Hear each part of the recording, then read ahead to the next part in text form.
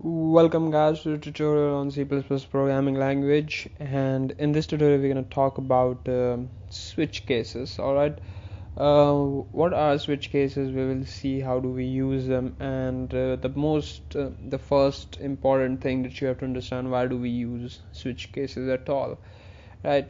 So suppose you are going to create a program in which you have to do different tasks, and you are given the option of doing different tasks, but you are doing one of it. For example, you are creating something application for area calculator. All right, then you are given an options of creating area for a square, or you want to create an area for a circle, or you want to create an area for rectangle or a triangle, given on whatever shape you are given. Then you can choose, you're gonna let the user enter whether you want the area for a square or a circle or a rectangle or a triangle. So in this cases, you have to use switch cases. You can use switch cases, or you can use if and else, basically. So what you're gonna do is, let's just understand the basic working that you can try over here. All right, excuse me. First of all, that you're gonna see in a character, let's say it's a C character. All right, we're gonna char C. All right, what you're gonna do is, you're gonna make this C character either a S, either a R, either a C, or either a T, right? On our basic understanding, S is when the user inputs the S as input, then you have to find the area for square. And if the user inputs R, then you have to calculate the area for rectangle, then C, and then T for circle and triangle respectively, right?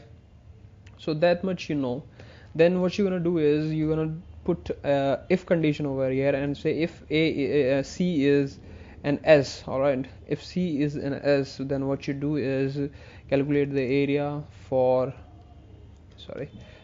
square, right? Simple as that. Then else you put, and then you put if again, and then you put if C is equal to let's say C over here, right? Then you calculate the area for circle. All right, you can see this for is coming as a blue because for is a keyword, but I am just writing this as a word, so it doesn't make sense. It's just for understanding what we are doing, right? And then again you can, and the another way of doing is using the double slash in forward of every text that doesn't mean anything, right? But it becomes grayish and you cannot see this. That's why I don't use this comment line, but you can use double slash in front of every statement which doesn't make sense, and which you want to use as a comment, right? So another else and another if, and you're gonna put if C is equal to an R, then what you do is basically simple as that. You find the area for rectangle, right? Actually, we're gonna do some calculations over here for this, guys, right? But in this point, I'm just making you understand, if you are given this, then how do you solve this problem, right? So you can see this, there are different shapes, and you're gonna continue making the if, then else if, then else if, and then else if, again and again and again, for every particular area, right? For every particular shape you're gonna put in if and else, right? So there's gonna be so many uh, if and else, and there will be so many checking. So what I want to do is, there is a one thing handy comes in a C++ programming language, that is switch cases, right? You don't have to write this if and else. It works as particularly same. It's not that difficult.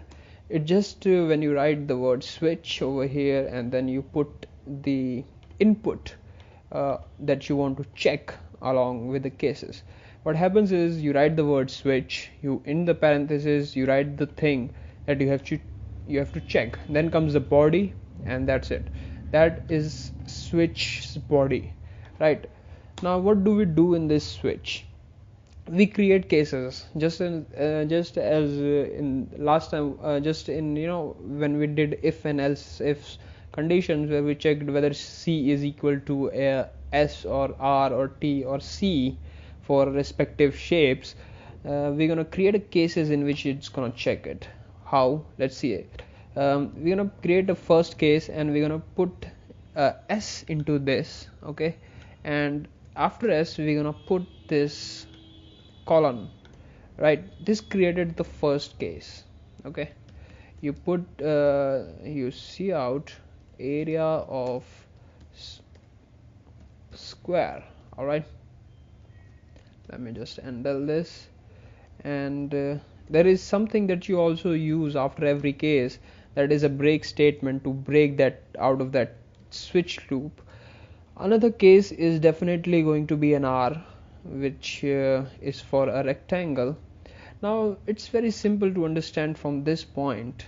Let me control C this and control V over here, and this has to be area of rectangle.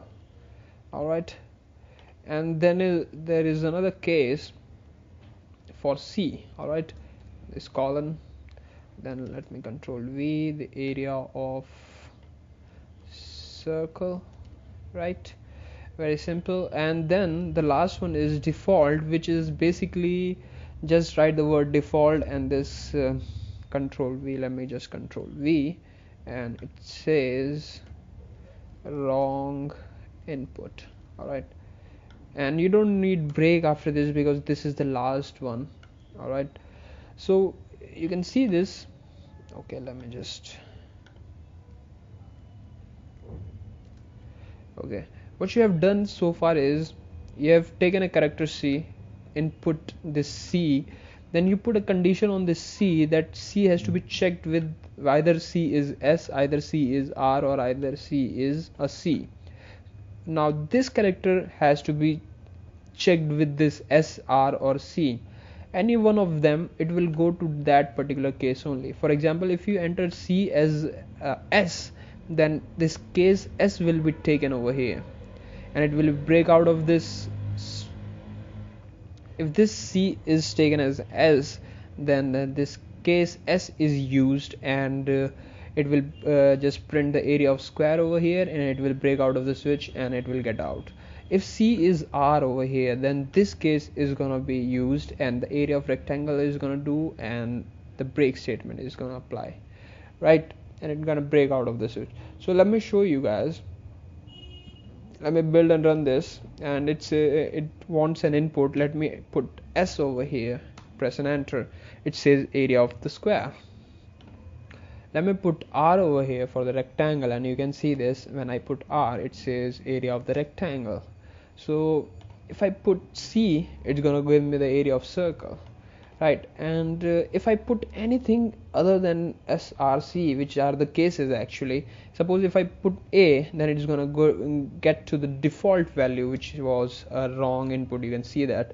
Anything else other than these cases will be a default value, and whatever you want to put in that calculator, you can put it, right?